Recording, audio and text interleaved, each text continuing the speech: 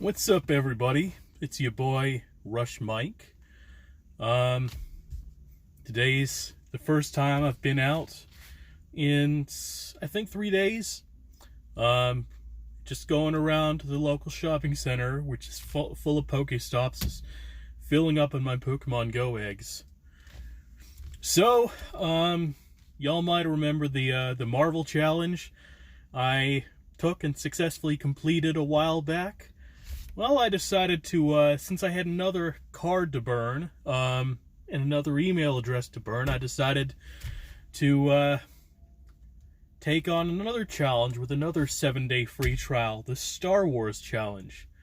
So this, I think, will be a little bit easier, but it's all 11 Star Wars movies, 1 through 9, and then Rogue One and Solo, plus the first season of The Mandalorian. Now, I've seen all the movies, but I have not seen The Mandalorian yet. And I guess the one thing that was really keeping me from watching The Mandalorian was that everybody and their mother was sharing memes of Baby Yoda. His real name is the child and is not Yoda at all, just the same species. But everybody's sharing memes of this Baby Yoda, and I don't know, I generally feel like the more that a piece of popular media is memed, the less of, the lower quality it is. I mean, people have been memeing the shit out of Tiger King, and from what I can tell, that show is a piece of shit. So, but The Mandalorian is Star Wars, so even if it's not that good, it's still Star Wars, so I'm still pretty interested in that. So what else has been going on? I watched episodes 3 and 4 of The Last Dance last night. Quality content. It really made me see Dennis Rodman in a way that I'd never seen him before. It really humanized him. I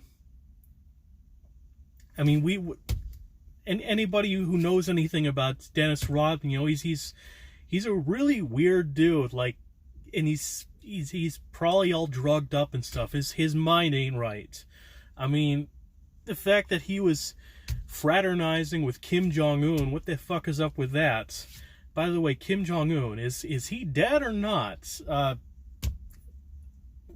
No, nobody's being straight with us. But back to Dennis Rodman. So I've heard talk about the possibility of him being bipolar. I think there's a very good chance he was bipolar. His mind sort of went the way of, like, Vincent van Gogh, if you catch my drift. Yeah, I think that's very possible. Also, over the years, a lot of people have said that Dennis Rodman is probably gay. I think there's a good chance that he is gay. Of course, growing up in the 90s, being a professional athlete, wasn't really a good time for him to come out, and I'm guessing, if he is gay, I'm guessing he'll probably never ever come out. I just think that the sort of life he lived would just make things worse for him if he came out, which is really unfortunate. But yeah, 2 great episodes of The Last Dance. You really got to see more of the bad boys, the Detroit Pistons, what they were all about. Seemed like they would have really been a fun team to watch. Now, their last NBA championship was in 1990, which was the year I was born. So I never really got a chance to see them like that. I never saw Dennis Rodman play until after he was traded to the Bulls. Yeah. Seemed like a great team. Bill Embiid, Joe Dumars, Isaiah Thomas. I mean, that was a solid team. I think Adrian Dantley might have also been on that team. I'm not sure. Adrian Dantley kind of bounced around from team to team. So,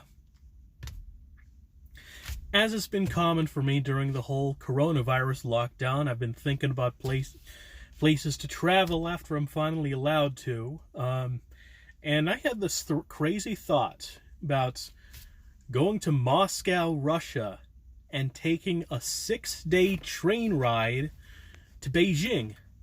It's called the Trans-Manchurian. Well, it's part of the Trans-Siberian Express, but it's a special line of the Trans-Siberian Express called the Trans-Manchurian Express, called because it goes through the Manchuria region in China. But that would be really cool. Moscow and Beijing, two of the most prominent cities on Earth. I imagine I would have to learn both Russian and Chinese. Old woman approaching me. I don't know what she's about. I hope she doesn't interact with me. Up she's on her way. Good. Yeah, I'm in a parking lot right now. I'm always worried about people who come up and approach me, because they think I look suspicious or something. Just sitting in my car here, nobody else in the car, and just talking to my phone. But yeah, I mean, as has been the case for the past month or so, I've just been trying to avoid all human contact, including randos like that woman coming up on me. Yeah, so train from Moscow to Beijing. And what got me thinking about that is, so with all of this, I've proven to myself that I can stay at home or stay in one place for several days at a time. So it's a bit of a challenge for me. What if I were to be trapped on a train for 6 days at a time? No way off. Limited food supply. From what I could gather, there's no internet, no Wi-Fi on the train. As far as electrical outlets, I'm not sure. I think I'd still be able to use electronics, but that's the kind of situation where, used to be when I was on trains and buses all the time. I'd have a deck of cards and I'd start playing cards with whoever, and I think that'd be something to do if I was on a train in Russia for 6 days. I've also heard that the Russians love chess, so it might be cool to bring a chess set onto the train. Yeah. So much of my family is from Russia.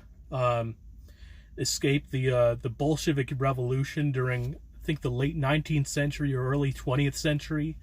So they escaped the Holocaust and all that. They were not involved with the Holocaust and all that. But they were fleeing from another enemy, the communists. But yeah, much of the Russian culture it's still alive in my family. My mother and my grandmother love to cook Russian food.